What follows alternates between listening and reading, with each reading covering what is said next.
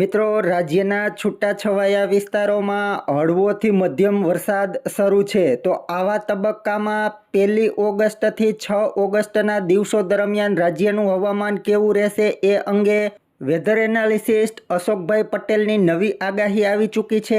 આગાહીની સંપૂર્ણ વાત વિડીયોમાં કરતા પહેલાં નવા મિત્રોએ ચેનલને સબસ્ક્રાઇબ કરીને બાજુમાં રહેલું બેલ નોટિફિકેશનને પણ દબાવી દેવું. મિત્રો, અશોકભાઈ પટેલની નવી આગાહી મુજબ 1 ઓગસ્ટથી 6 ઓગસ્ટ દરમિયાન ગુજરાત રિજિયનમાં સૌરાષ્ટ્ર કચ્છ કરતાં વરસાદનું પ્રમાણ વધુ રહેશે. વરસાદનો મુખ્ય રાઉન્ડ 3 અને 4 ઓગસ્ટના દિવસે રહેશે.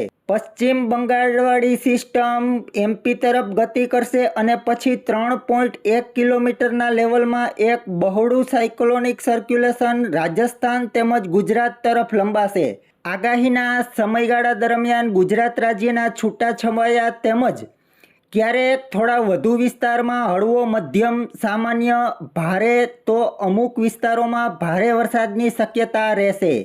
પહેલાં ગુજરાત રિજિયનથી 2 ઓગસ્ટથી વરસાદના રાઉન્ડની શરૂઆત થશે અને જે 3 અને 4 ઓગસ્ટના દિવસે વરસાદનો રાઉન્ડ વધુ જોવા મળશે. જે રાઉન્ડ 5 ઓગસ્ટના દિવસે પશ્ચિમ સૌરાષ્ટ્ર, કચ્છ, ઉત્તર ગુજરાત તેમજ દક્ષિણ પશ્ચિમ રાજસ્થાન બાજુથી પૂરો થશે.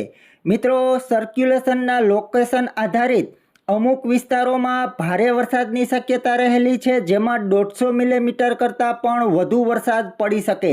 સંભવિત વરસાદના રાઉન્ડમાં વિસ્તાર વાઇઝ વરસાદની વધઘટ અલગ અલગ જોવા મળશે. 25 થી 75 મિલીમીટર રહેવાની શક્યતા અશોકભાઈની આગાહીમાં જોવા મળી રહી છે. ટૂંકમાં મિત્રો, અશોકભાઈ પટેલની આગાહી મુજબ ગુજરાત રિજિયનમાં વરસાદની માત્રા સૌરાષ્ટ્ર અને કચ્છ કરતાં વધુ રહેશે. ટૂંકમાં મિત્રો, અશોકભાઈ પટેલની આગાહી મુજબ 6 ઓગસ્ટ સુધી રાજ્યમાં મેઘ સવારી ચાલુ રહેશે. તો અશોકભાઈ પટેલની આગાહીના વિડીયોને વધુમાં વધુ શેર કરી અને અમારી ચેનલ વેધર ઓફ ગુજરાત સાથે જોડાયેલા રહેજો. ખૂબ ખૂબ આભાર.